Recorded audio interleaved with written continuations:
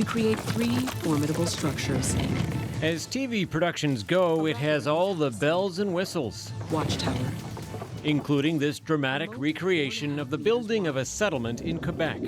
and a line of cannons. But it's this line It is the first permanent European settlement in Canada. that irks so many.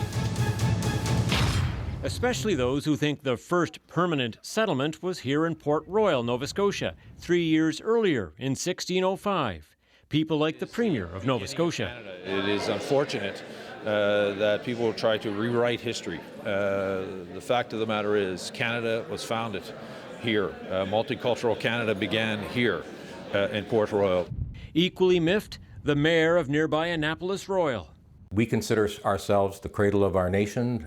This was one of the sites where global empires fought and struggled for control of the New World. And so we take exception to that first episode.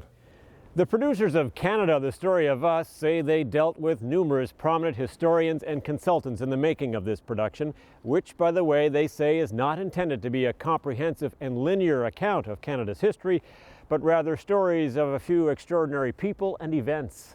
Quebec will become the capital of New France. As for the depiction of Quebec City, the CBC says the producers chose to define permanence as demonstrated by the settlement's continuous population year-round and their ability to endure the harsh winters of 1608 onward, unlike such places as Port Royal. There's no question that there was continuity at Port Royal. This historian says there is an argument to make, in fact, that Port Royal was the first permanent settlement. But the bigger issue for him, he says, is that not mentioning it at all gives an incomplete picture of our history. What I'm saying is that if the history of the St. Lawrence Valley is taken in isolation, then the broader reality of the past is distorted. The CBC says there'll be more stories about what is now Atlantic Canada in upcoming episodes, even as calls for corrections for the first episode grow. Tom Murphy, CBC News, Halifax.